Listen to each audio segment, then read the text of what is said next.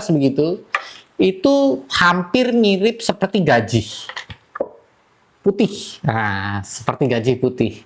Nah, itu Mbak Behen mengatakan biasanya, ya ada yang sebagian mengatakan tumor, ada yang sebagian mengatakan lemak tumbuh, atau yang mengatakan daging tumbuh. Dan itu sangat mengganggu kalau biasanya. Apa sih penyebab daging tumbuh atau lemak tumbuh, atau mungkin sebagian orang bilang itu adalah tumor pada burung kesayangan kita? Mbak Behen akan bahas di channel ini. Jangan kemana-mana. Jangan lupa subscribe, like, dan komen. Oke, bolo. Cus. Assalamualaikum warahmatullahi wabarakatuh. Bertemu lagi di channelnya Mbak Behen, channel yang membahas tentang burung kicau, mulai dari peternakan sampai dengan membuat burung menjadi juara. Seperti janjinya Mbak Behen di konten yang sebelumnya, Mbak Behen akan bahas apa penyebab tumor atau lemak tumbuh atau daging tumbuh pada burung kesayangan kita. Nah, gini bolo. Pada dasarnya, penyebab dari daging tumbuh itu kemungkinannya, menurut pengalamannya Mbak Behen, itu ada dua, bro. Yang pertama bisa kelebihan atau over protein. Yang kedua over lemak. Lemak dalam tanda petik ya, lemak yang kurang baik. Jadi biasanya ini terjadi itu di lemak-lemak hewani, bro. Tentunya itu lemak hewani yang kita berikan kepada burung kita, biasanya kita berikan melalui extra fooding. Nah, extra fooding yang over itu bisa menyebabkan lemak tumbuh atau tumor tumbuh atau daging tumbuh itu tadi. Kenapa demikian? Karena asupan protein yang berlebihan, sementara burung kita itu tidak menggunakan energinya atau cadangan lemaknya, cadangan makanannya untuk kegiatan-kegiatan yang menguras tenaga, misalnya gantangan atau umbaran atau dijemur misalnya, itu sehingga dia mengeluarkan banyak energi dan terbakar semua lemak proteinnya. Akhirnya apa yang terjadi? Yang terjadi adalah lemak itu akan menggumpal dan menumpuk di badan si burung itu. Akhirnya terjadilah tumor atau daging tumbuh atau lemak tumbuh itu tadi, bro. Gitu. Nah, itu salah satu faktornya. Jadi kesehatan burung atau penjemuran burung atau kemudian olahraga, bahasanya Mbak Behen ya, olahraga itu bisa umbaran atau bisa dijemur, itu termasuk dalam kategori olahraga. Atau kita gantang, kita tarungkan, kita kita ajak ke latihan latberan misalnya, latihan bersama misalnya, dia bunyi dan kemudian mengeluarkan tenaganya sehingga daging tubuh itu tidak akan terjadi karena keluar dan terbakar semua dari lemak sama proteinnya, itu terbakar dengan ngototnya dia pada saat dia bunyi. Itu satu ya, permasalahan yang pertama. Karena extra foodingnya over dan tidak ada olahraga. Yang kedua, extra fooding apa sih? Yang potensinya lebih banyak untuk menimbulkan tumor.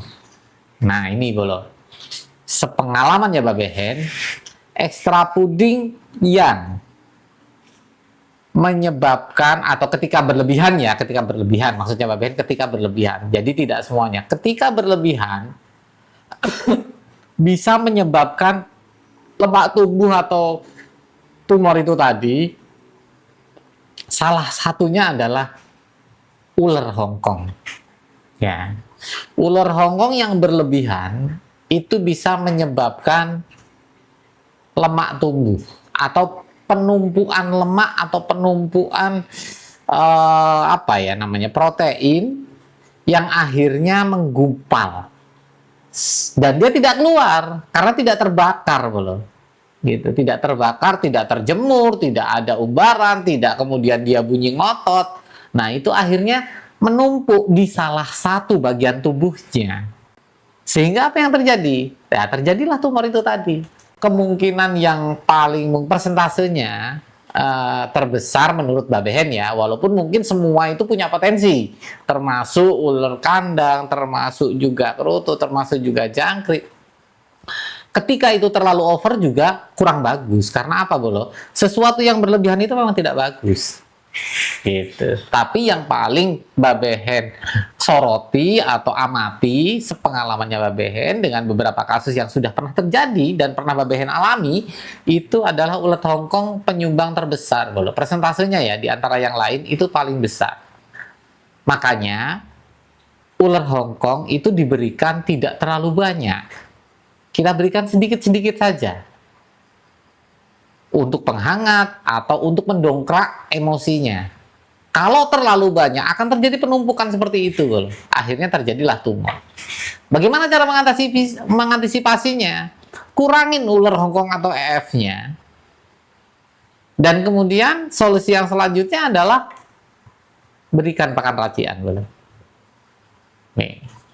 Pakan racian ini adalah salah satu alternatif untuk membuat burung itu tetap bisa prima kondisinya, tetap bisa berkicau hariannya dengan sedikit ekstra puding.